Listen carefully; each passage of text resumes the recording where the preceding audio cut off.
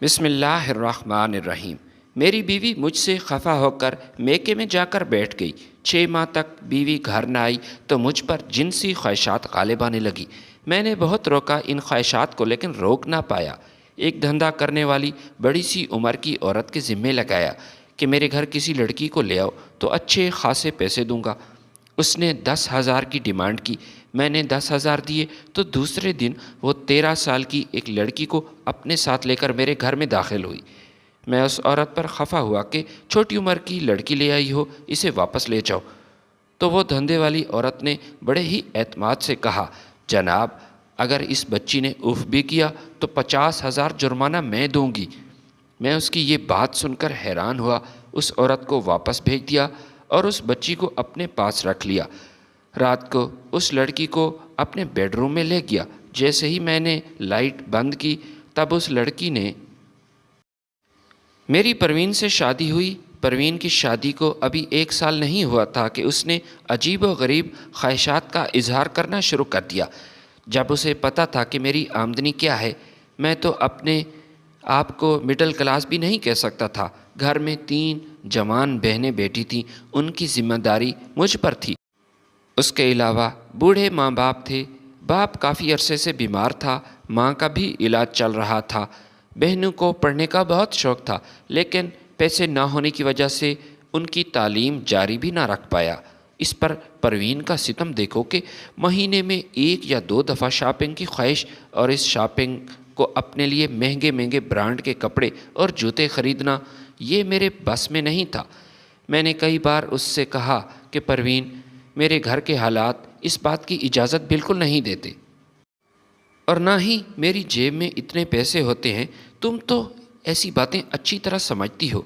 وہ روٹھ کر میکے چلی گئی۔ میں نے اسے منانے کی بہت کوشش کی، بار بار اسے لینے گیا، لیکن وہ واپس نہ آئی۔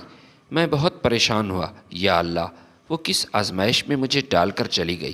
ساری رات یہی سوچتا، کاش وہ مجھے سمجھ پاتی، میری دکھ سکھ کی ساتھی ہوتی۔ لیکن کچھ خواہشات انسان کی کبھی پوری نہیں ہوتی۔ میری بھی یہ خواہش پوری نہ ہو سکی۔ 6 ماہ گزر گئے لیکن وہ واپس گھر نہ آئی۔ جنسی خواہشات کا ہونا عام سی بات ہے۔ میری یہ خواہشات بڑھتی جا رہی تھی۔ پہلے تو میں نے اپنے اوپر قابو پانے کی کوشش کی، لیکن جب اپنی خواہشات پر قابو نہ پا سکا، میں نے ایک دھندے والی عورت سے رابطہ کیا۔ پھر اپنے دوست کا ایک کرائے کا مکان تھا، ادھر چلا گیا۔ میں نے عورت سے کہا تھا کہ اگر تم میرے پاس کوئی نوجوان اور خوبصورت سی لڑکی لے کر آؤ گی تو میں تمہیں اچھے خاصے پیسے دوں گا، اتنے پیسے کہ تم خوش ہو جاؤ گی۔ اس نے ایک رات کے 10,000 کی ڈیمانڈ کی تو میں رضامند ہو گیا۔ اگلی رات وہ 13 سال کی ایک لڑکی کو اپنے ساتھ لے کر اس کرائے کے مکان میں آئی۔ میری نظر جب اس لڑکی پر پڑی تو میں نے کہا، عقل کے ناخن لو، میں نے تجھے ایک لڑکی کا کہا، تم یہ چھوٹی سی لڑکی لے کر آ گئی۔ وہ کہنے لگی، صاحب یہ بچی نہیں، اگر آج رات اس نے اف بھی کی تو 50,000 روپے جرمانہ میں دوں گی۔ میں اس بات پر حیران ہوا کہ کتنے اعتماد سے وہ اتنی بڑی بات کہہ رہی ہے۔ میں نے محسوس کیا کہ دوشیزہ کے چہرے پر بالکل خوف نہیں تھا۔ میں نے اس دھندے والی عورت سے کہا، ٹھیک ہے، پھر صبح اس لڑکی کو یہاں سے لے جانا۔ وہ عورت واپس چلی گئی اور لڑکی میرے پاس اس کرائے کے مکان میں رہ گئی۔ جب رات ہوئی تو میں اس لڑکی کو اپنے بیڈ روم میں لے گیا۔ مجھے بہت عجیب سا محسوس ہو رہا تھا، کیونکہ اس سے پہلے میں نے ایسا کام کبھی نہیں کیا تھا۔ میں کمرے کی لائٹ بند کرنے لگا تو عشاء کی اذان شروع ہو گئی۔ اس وقت مجھ پر ایک عجیب سا خوف طاری ہونے لگا۔ میرا سارا جسم پسینے سے شرابور ہو چکا تھا، ساتھ ساتھ یہ کام کر رہا تھا۔ مسجد اس رہائش سے زیادہ دور نہیں تھی۔ دل میں سوچنے لگا کہ بدبخت انسان، یہاں سے کچھ فاصلے پر لوگ اللہ کے حضور عبادت کے لیے جمع ہو رہے ہیں، اپنی مغفرت کی دعائیں کریں گے، اور تو یہاں شیطانی کام کے منصوبے بنا رہا ہے، وہ بھی ایک کمسن لڑکی کے ساتھ۔ میرے دماغ پر جو شہوت سوار تھی وہ اب ختم ہو چکی تھی، اور اس لڑکی کے ساتھ تنہائی میں ہونے کے باوجود میں تنہا نہیں تھا، شاید اللہ میرے ساتھ تھا۔ میں نے اس لڑکی سے پوچھا، ایسا کیوں کر رہی ہو؟ تمہاری عمر تو ابھی پڑھنے کی ہے۔ میری یہ بات سن کر لڑکی نے ایسا جواب دیا جن کو سن کر میرے رونگٹے کھڑے ہو گئے۔ وہ کہنے لگی، جو عورت مجھے یہاں چھوڑ کر گئی ہے یہ میری سگی ماں ہے۔ میں نے کہا، ایسا کیسے ممکن ہے؟ ماں اتنی ظالم بھی ہو سکتی ہے؟ وہ روتے ہوئے کہنے لگی کہ میری ماں اس سے پہلے بھی مجھے مختلف لوگوں کے پاس لے جا چکی ہے۔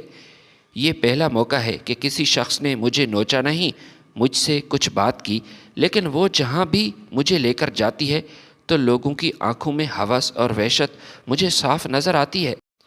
وہ تو میری کم عمری کو بھی نہیں دیکھتے، اور میری ماں ایسے ایسے لوگوں کے پاس بھی مجھے لے جا چکی ہے جن کی لڑکیاں مجھ سے بھی عمر میں بڑی تھیں۔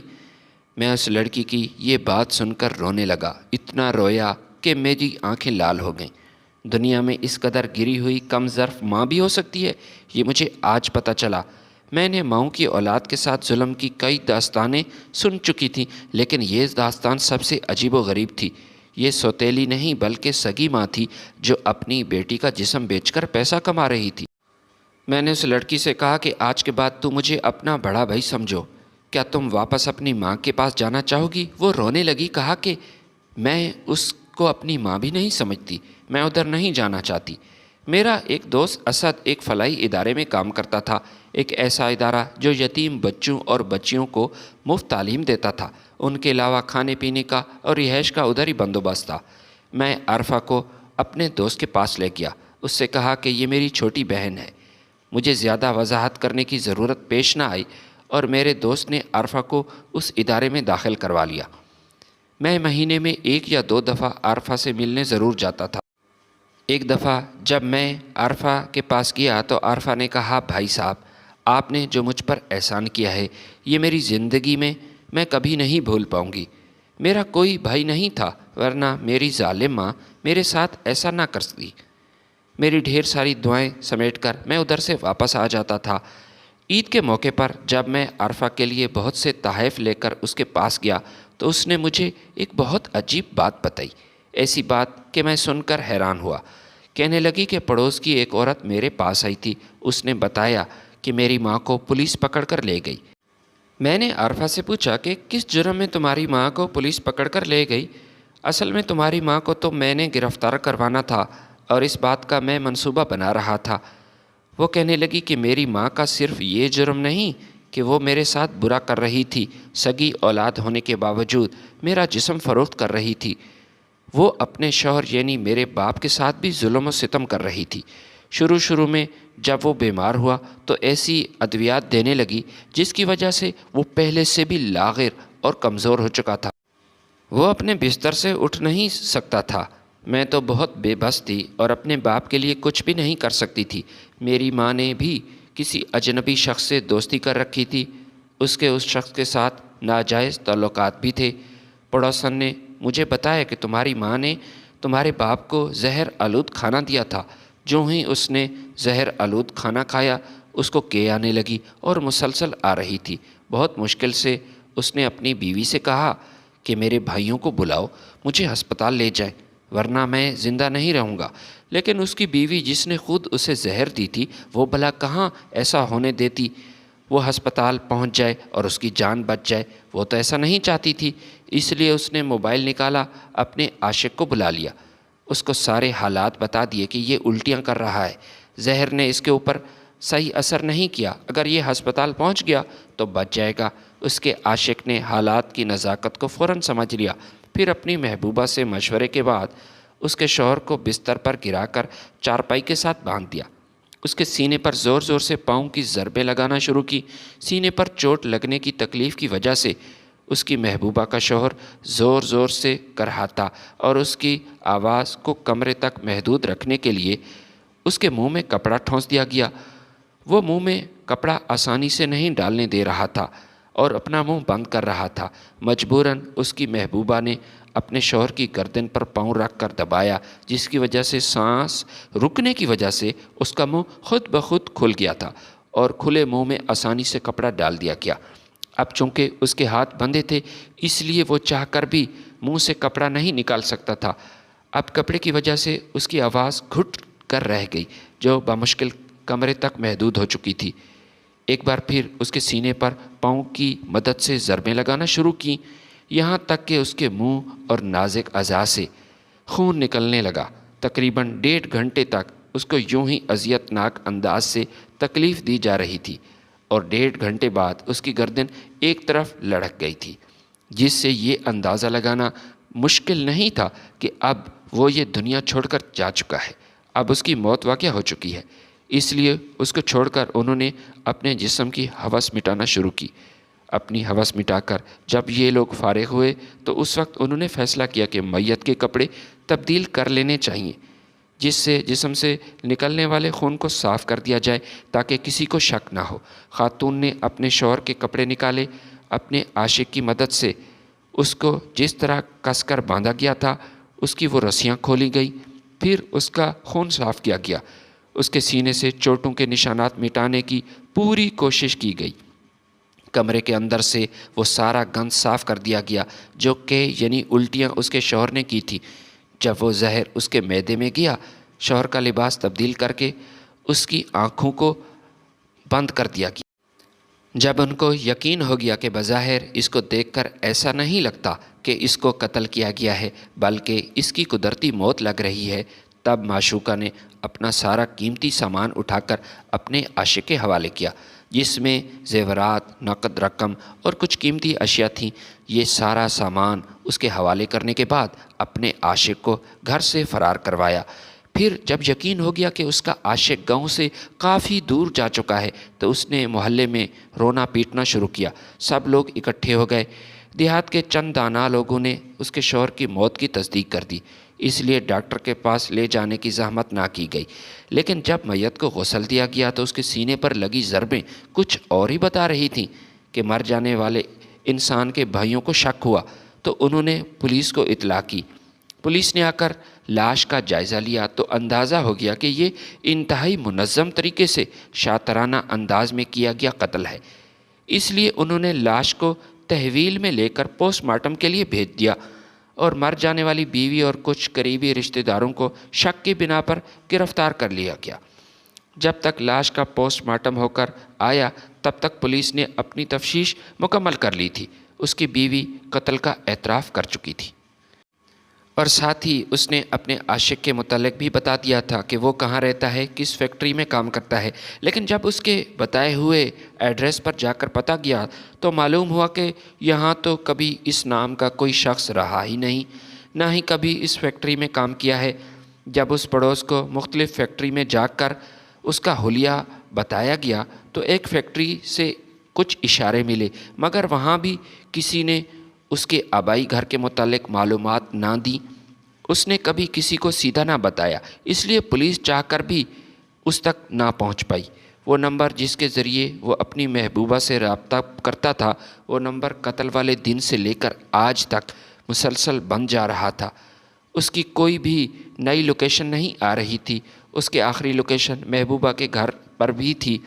پولیس کے پاس کوئی آخری کیس تو تھا نہیں، وہ اپنے اور کاموں میں مصروف ہو گئی اور اس قتل کی فائل مکمل طور پر بند ہو گئی۔ یوں ایک خاتون جس نے اپنے وفادار شوہر کو جسمانی ہوس مٹانے کے لیے اپنے غیر محرم محبوب کے کہنے پر قتل کیا تھا، وہ جج کے سامنے پیش کی گئی اور اس کو موت کی سزا سنا دی گئی۔ آج بھی جیل میں قید ہے۔ نہ تو اس کے سسرال کی طرف سے کوئی اس کیس کی پیروی کر رہا ہے، نہ ہی کوئی اس کے میکے سے اس کیس کی پیروی کرنے کے لیے تیار ہے۔ اس کا وہ محبوب جس کی خاطر اس نے اپنے مجازی خدا کی جان لی تھی، اس محبوب نے اسی کے دیے ہوئے پیسے اور زیور وغیرہ کو بیچ کر عیاشی شروع کر دی اور پلٹ کر کبھی اس کی خبر تک نہ لی۔ آج وہ جیل میں قید دوسری خواتین کو یہ بتاتی ہے کہ غیر محرم کی محبت عذاب ہے، انسان کے لیے تباہی ہے، لیکن افسوس کہ وہاں سب اس جیسی آتی ہیں جن کے پاس اب پچھتاوے کے سوا اور کچھ نہیں ہوتا۔ وہاں ایسی کوئی نہیں ہوتی جس کے پاس اتنا موقع ہو کہ وہ اس کی نصیحت پر عمل کر سکے۔ جیل کے اندر جہاں 6 لوگوں کی قید کرنے کی جگہ ہے، وہاں 20 خواتین کو ڈالا گیا ہوتا ہے۔ وہاں سانس کی مریضہ بن چکی ہے۔ اس نے کئی بار رحم کی اپیل کی لیکن نہ تو اس کی اپیل منظور ہوئی، نہ ہی اسے کبھی ضمانت ملی ہے، بلکہ جب کبھی وہ گڑ گڑا کر جج صاحبان کو کہتی ہے کہ میرے حال پر رحم کرو تو جج اسے کہتے ہیں کہ تو اسی رحم کے قابل ہے جو رحم تو نے اپنے شوہر پر کیا تھا۔ ہم تجھ پر نہیں اس مقتول پر رحم کریں گے جس کو رحم کی بھیک مانگنے کا موقع نہ ملا۔ جج صاحبان کا اپنی توقع کے مطابق جواب سن کر وہ رونے لگتی ہے، لیکن اب آنسوؤں پر کوئی ترس نہیں کرتا۔ افسوس کہ یہ آنسو ہمیشہ ہمیشہ بہتے رہیں گے، لیکن پھر بھی شاید اس کی توبہ قبول نہیں ہوگی۔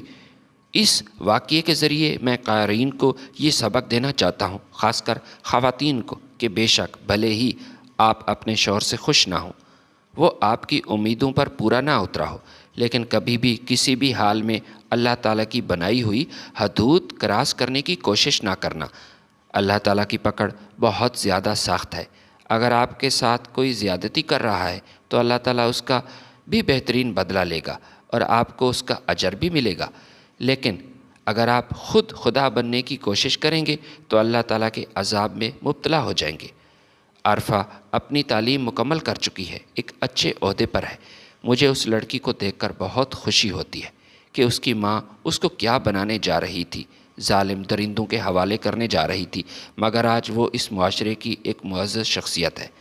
جب بھی میں اسے ملنے جاتا ہوں تو اس کی آنکھوں میں چمک دیکھ کر مجھے خوشی ہوتی ہے۔ عارفہ مختلف اداروں میں جا کر تقاریر کرتی ہے۔ اپنی ماں کی بہت بڑی ذمہ داری ہے۔ وہ کہتی ہے کہ ماں اپنے بچے کے لیے سب سے پہلی درس گاہ ہے، جہاں سے بچوں کی نشو و نما شروع ہوتی ہے، جہاں سے وہ چیزوں کو پک کرنا شروع ہوتا ہے کہ کیا غلط ہے اور کیا درست۔ ایک ماں کو ہی بتلانا چاہیے۔ ماں کی طرف سے اچھی تربیت پانے والا بچہ بھی اس معاشرے میں جیسے ہی بڑا ہوتا ہے تو معاشرے کے لیے اچھے اچھے کام کرتا ہے، برائیوں سے ہمیشہ دور رہتا ہے۔ ویڈیو پسند ہے تو لائک اور شیئر ضرور کیجیے گا۔ اللہ حافظ۔